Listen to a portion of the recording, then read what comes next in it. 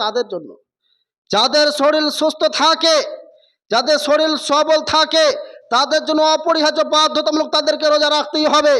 তাহলে আজ আমাদের সমাজে কিছু কিছু মানুষ রয়েছে 11 মাস খুবই খেলো, 11 মাস খুবই পান করলো, করার পরে যখনই রমাজান মাস চলে আসলো তখন সে বলছে আমার গ্যাস্ট্রিক বেশি হয়ে গেছে, আমার রোজা রাখা সম্ভব নয়, আমি রোজা রাখতে পারি না। এই সমস্ত কিছু মানুষ রয়েছে, অজ্ঞ মূর্খ জাহেল মানুষ রয়েছে, যে বলছে আমার গ্যাস বেশি হয়ে যায়, গ্যাস্ট্রিক বেশি হয়ে যায়, আমি রোজা রাখি না। এই সমস্ত কিছু কিছু মানুষ মনে করে, কিছু কিছু মানুষ রোজা রাখে না। তারা সিয়ামের যদি গুরুত্ব বুঝতো, সিয়াম কাকে বলে যদি সে বুঝে নিত, ওয়াল্লাহি আল্লাহর কসম করে বলছি এই অজুহাত সে পেশ করতো না, এই অজুহাত সে পেশ করতো না। সে নিজের সলাত আদায় করতো, নিজের রমজানের সিয়াম পালন করতো, সে স্ত্রীকে রাখাতো, তার পরিবারকে রাখাতো। আজ যদি স্ত্রী সিয়াম পালন করছে তো স্বামী করে না, স্বামী করছে তো স্বামী করছে তো স্ত্রী করে না, স্ত্রী করছে তার মেয়ে করে না। তার মেন কারণ হচ্ছে আপনি আপনি যদি সিয়াম পালন করেন, আপনার পুরা পরিবার সিয়াম পালন করবে। আজ আপনি আপনার মেয়ের বয়স 17 বছর হয়ে গেছে, আপনার ছেলের বয়স 14 বছর হয়ে গেছে, তবু আজ সিয়াম পালন করে না। এটা হচ্ছে আপনার এটা হচ্ছে আপনার কর্তব্য, আপনি পালন করতে পারলেন না, আপনি যে রাখলেন না সেজন্য আপনার ছেলে মেয়ে কেউ রাখলো না। কিন্তু আল্লাহর নবী বলছেন ফারাদাল্লাহু আযজা ওয়া জাল আলাইকুম সিয়ামুহু, এই সিয়ামকে তোমাদের জন্য আমি ফরজ করে দিয়েছি। কারণ ওয়া তুফতাহু ফি আবওয়াবুস সামায়ে, সমস্ত আসমানের সমস্ত দরজাগুলোকে খুলে দেওয়া হয়, সমস্ত রহমতের যতগুলো দরজা আছে সমস্ত খুলে দেওয়া হয়। রমজান মাস যখন আসে যতগুলো আসমানের দরজা রয়েছে সমস্ত দরজাগুলোকে খুলে দেওয়া হয়। তুগলাকু আবওয়াবুল জাহিম, জাহান্নামের দরজাগুলোকে বন্ধ করে দেওয়া হয়।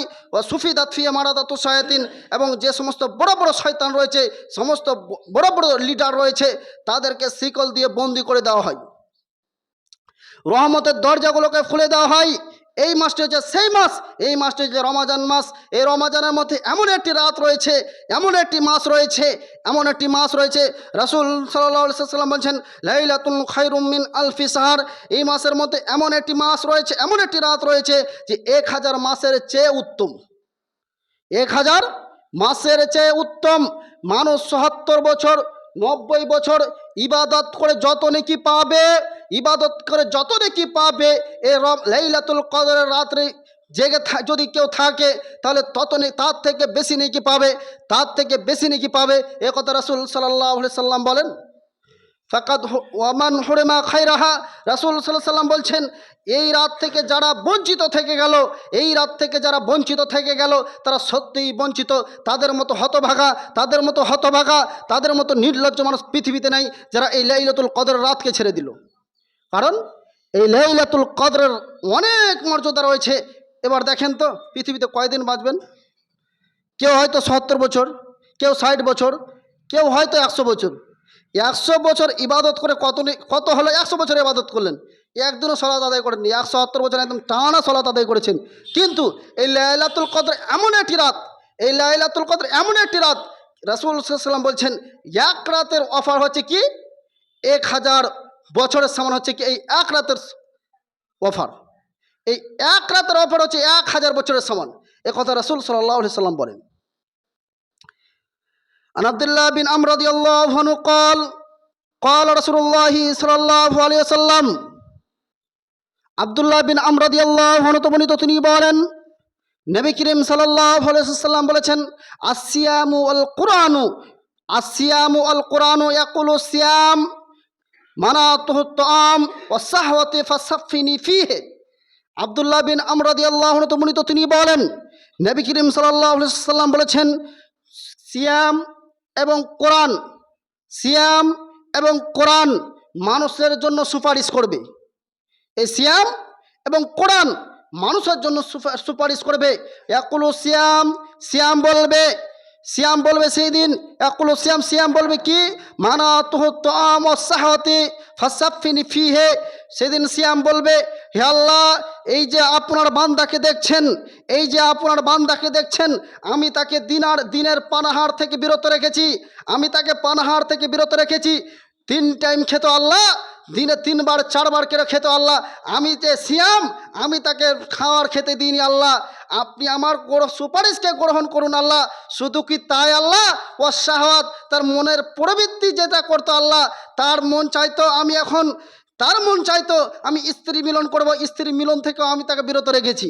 তার মন চাইতো যে সে অন্যায় কাজে বিরত থাকবে, অন্যায় কাজে জড়িত থাকতো, অন্যায় কাজ যে সমস্ত তার দ্বারা হতো, এই সমস্ত কাজগুলো থেকে আমি আল্লাহ তাকে বিরত রেখেছি আল্লাহ। এ কথা কে বলবে? এ কথা কে বলবে? সিয়াম বলবে। হে আল্লাহ, এতগুলো যাবতীয় কাজ থেকে আমি আল্লাহ বিরত রেখেছি আল্লাহ, আপনি আমার এই বান্দাকে, আপনার এই বান্দাকে আপনি কবুল করে নেন আল্লাহ। এ কথা কে বলবে? সিয়াম বলবে। এবার ইয়াকুলুল কোরআন, কোরআন সেদিন বলবে ও মানাতুহুন নাওমা বিল্লাইলে ফাসাফিনি ফিহি ওয়া ইউসাফানি।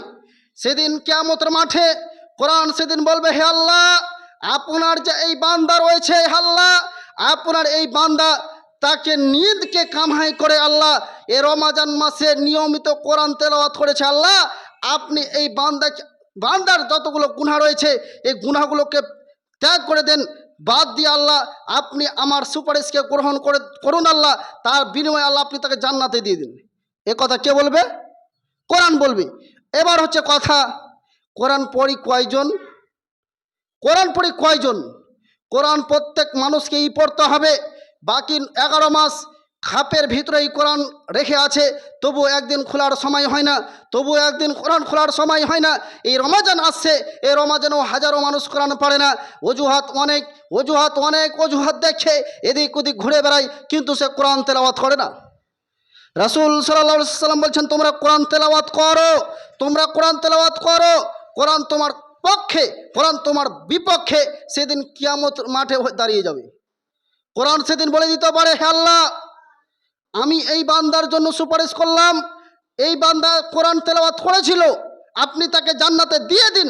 ও আলাইকাল কোরআন ও হুজ্জত আলাইকা, কোরআন আপনার পক্ষে হলো এবং আপনার বিপক্ষে বলবে সেদিন, হে আল্লাহ, আপনার যে এই বান্দা রয়েছে আল্লাহ, পৃথিবীর বুকে কোনোদিন আমাকে খুলে দেখেনি। এবার আপনাকে বলবে, কোনোদিন খুলে দেখেনি, কিন্তু সে ব্যবসাতে 24 ঘন্টা লাগিয়েছে, জিন্দেগি কাটিয়ে দিয়েছে, ব্যবসাতে জিন্দেগি কাটিয়েছে, স্ত্রী ছেলে মেয়ের পিছনে টাইম দিয়েছে, অনেক কাজ করেছে, পৃথিবীতে অনেক মাল দৌলত উপার্জন করেছে আল্লাহ, তবুও একদিন আমাকে খুলেনি, আমাকে শেখারও চেষ্টা করেনি। এ কথা কে বলবে? কোরআন সেদিন বলবে। কোরআন বলবে, হে আল্লাহ, এই যে আপনার বান্দা রয়েছে না, পৃথিবীতে অনেক কিছু করেছিল, তবু কোনোদিন আমাকে শেখার চেষ্টা করেনি, কোনোদিন কেউ যে পড়তো তাও তার গোড়া থেকে পড়েও শুনেনি।